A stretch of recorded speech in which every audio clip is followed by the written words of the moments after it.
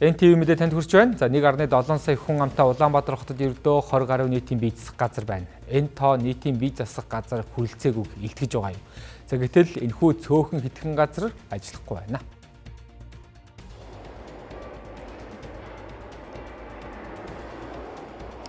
За үзэгчдээ бид 120 автобусны буудлын ойролцоох нийтийн бие засах газраас мэдээллийг хүргэж байна. Яг одоо ажиллахгүй байгаа дүр зургийг та бүхэн харж байна. Уг нь энд бичсэн тэмдэглэгээр бол 7 хоногийн өдөр бүр 24 цагийн хугацаатаагаар ажиллана гэсэн юм тэмдэглэгээ байгаа.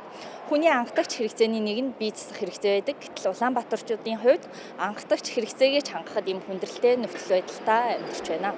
Хэрэгцээ ер нь муудаа. Ихэнх хүмүүс CUJS-ээр ордог. Тэгээ CUJS нь зарим нь 0-тай, зарим нь 0-гүй байдаг.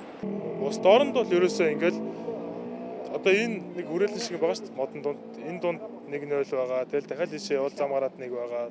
Тим хэмжээд байдаг шүү. Манайд бол ерөөсөө хэцүү шүү дээ. Тэгэл автобуснаас шээс рүү буугаад ирэхэд бол тэгэл байхгүй шүү дээ. Би одоо тэгээд нөгөө энэ эхлэлгүүрүүдийг л одоо тэгэл зордсон шүү дээ.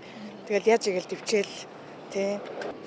Сүүл үед нөгөө CEO гэж гарч ирээд байгаа болохос урд нь бол ер нь л тэр нэг элбэг тэг болцоо нь байгаагүй шүү дээ.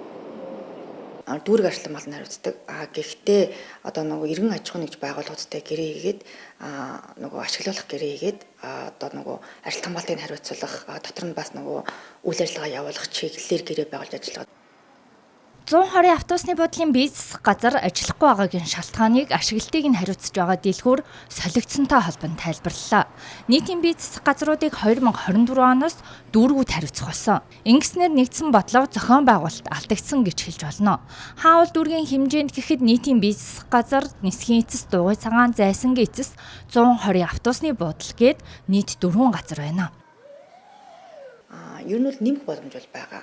Гэхдээ нөгөө одоо юу гэдэг нийтийн эзэмшил байх хэвээр одоо нөгөө газар төлөвлөлт ч гэдэг юм хөрөнгө оруулалтын гэдгээр одоо ажил хийгддэг учраас бол харьцангуй тэр боломж бол байгаа. Одоо манай дээр 4 байгаа боловч дөрвийн ниссэн хөрөнгө оруулалтаар дахиад 2 шинээр хийгдэж байна. Яг манай хувьд бол ажил хийгдээд ажил хамгаалалт одоо хариуцах түвшинд нь одоо гүйцэтгэл хяналтыг хэрэгжүүлдэг гэж. Нийслэл Улаанбаатар хотод хамгийн багадаа нийтийн бие засах газар 340 шаардлагатай. Учир нь өндөр нэгтршилтэй хотод 3000-аас 50000 хүний дунд нэг, аялал жуулчлал, төвлөрөл ихтэй бүсэд 1000-аас 2000 хүний дунд нэг нийтийн ариун цэврийн байгууламж шаардлагатай бол автобусны буудал, төв талбай, худалдааны гудамж зэрэг хүн ихээр төвлөрсөн газарт 300-аас 500 м тутамд нэг ариун цэврийн байгууламж байх ёстой. Гэтэл манайд нийтийн ариун цэврийн байгууламжийн тоог нэмэгдүүлэх талаар төлөвлөсөн ажиллага нэгдсэн бодлого байхгүй гэхэд хэлцэхгүй байна.